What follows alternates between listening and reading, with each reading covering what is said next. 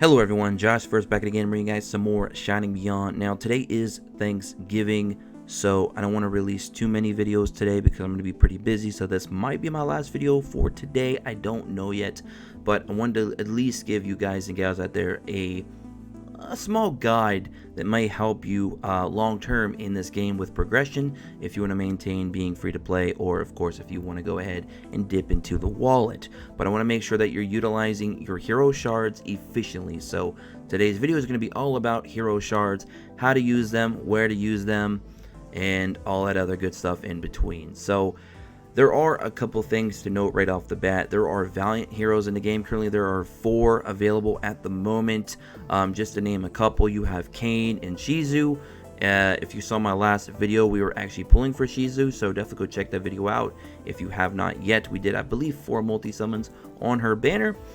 But the way that the Valiants are is they're a bit harder to star up than your normal SSR, because they are of course more powerful unit because their base stats are actually stronger because they get a bigger percentage during promotion. So let's go ahead and jump into our actual hero panel real quick.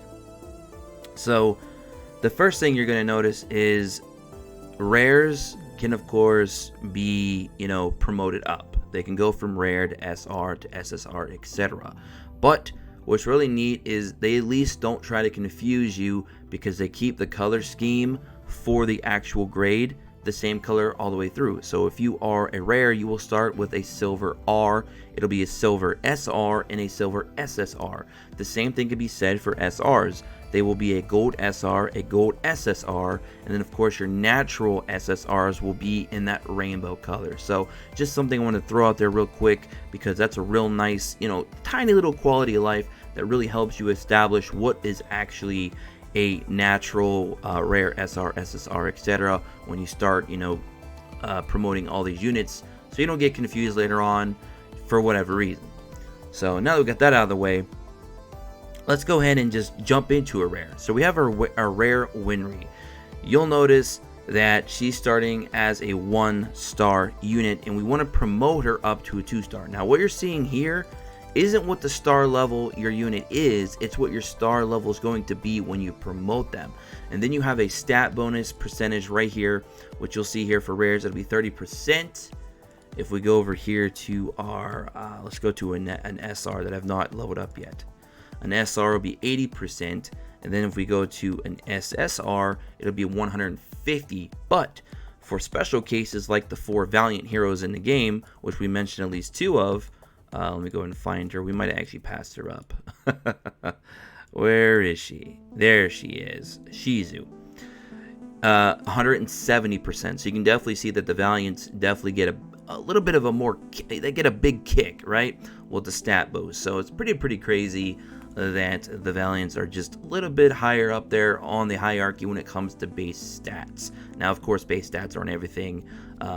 Skill sets can come into play as well. So I'm not saying just the 4 Valiants are the best units in the game, period. I'm not saying that. I'm just saying that they're going to have better stats overall, but because of that, they're going to be a little bit more costly in the shard department, and they're a little bit harder to pull as well.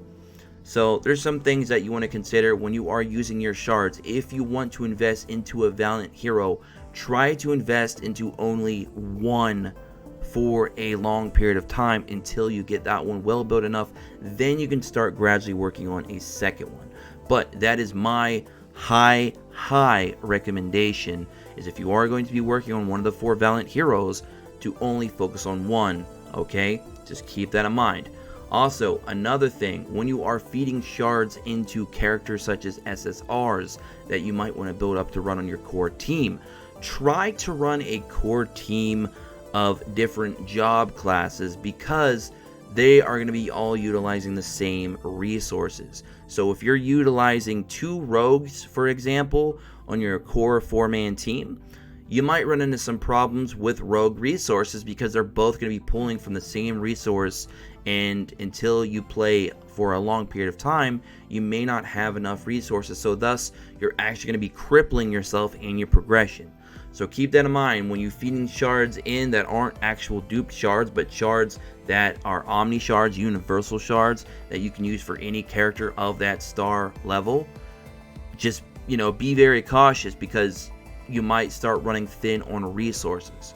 So, for example, with Beretta, I'm not going to want to feed, if I go to promote, I'm not going to want to feed my Luminous Omni Shard 3 stars into her because she is a rogue hero, obviously, but she's not a rogue hero that I would want to invest in because right now I'm sorry, she's an Acolyte. I don't know why I said rogue, but I don't want to invest into that Acolyte if I'm working on another Acolyte because there'd be no point in that, you know what I mean?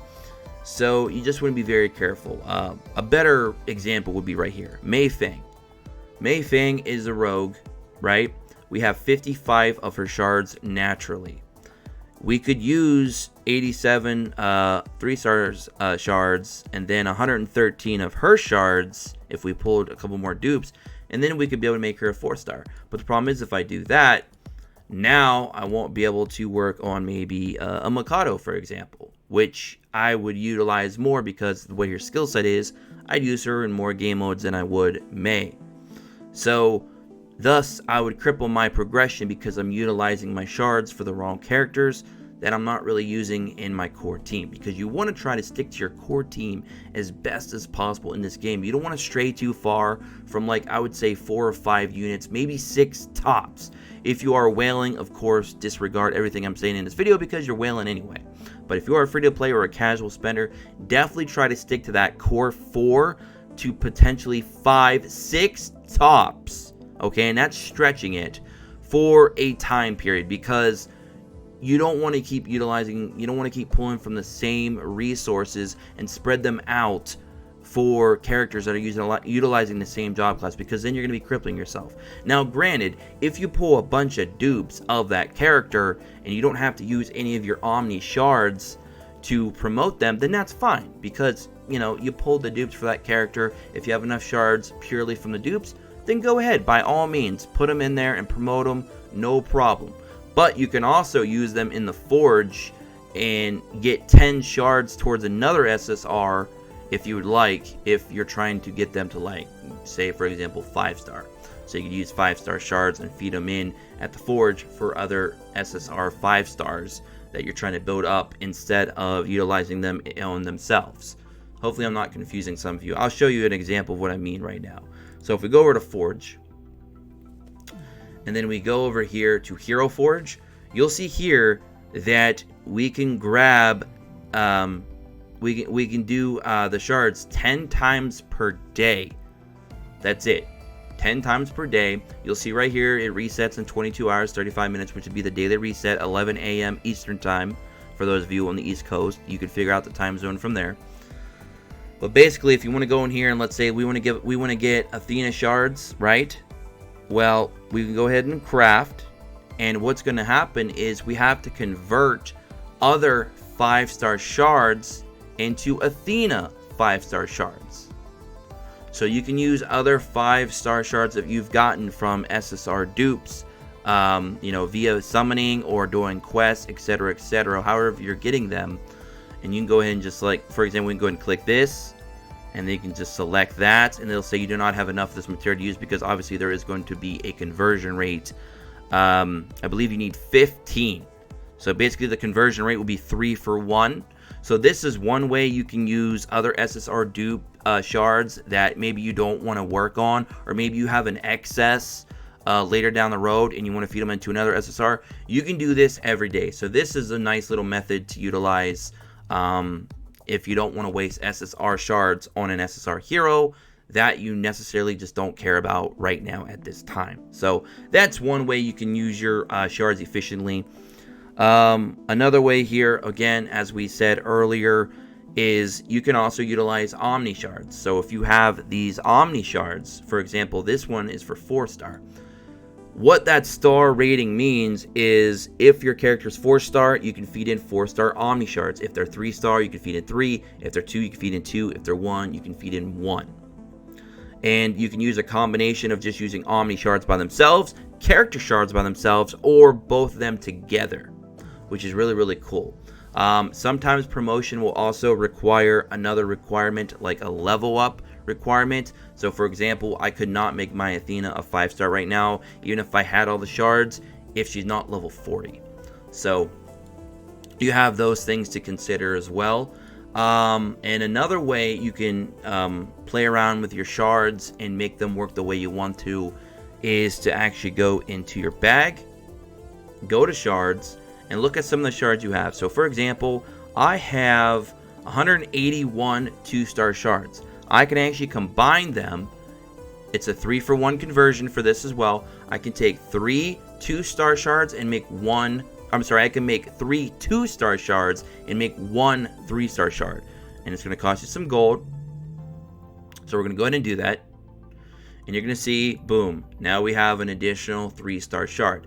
Now, one more thing I would highly recommend, because Valiants are so good, but they're so hard to build up and hard to get dupes of, I would recommend, from doing research and talking to some other people that played the beta for quite a while, is to try and save your 4 5-star, save your 4 and your 5-star Omni shards. Try to save those for your Valiant heroes, because getting your Valiant to 4-star isn't going to be that bad. But when you try to get them to 4 to 5 to 6, etc., it's going to start to become a little bit of a chore.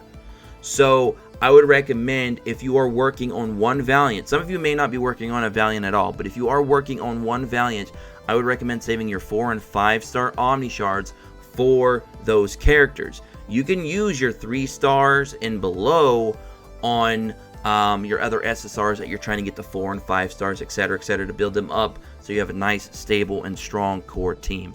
So that's my recommendation with that. So hopefully, if you guys have any other further questions, you can let me know in the comment section below, obviously, as always. But I think we pretty much went over everything that you really need to know, more or less. We might have missed something. I don't think I did, but maybe. Who knows?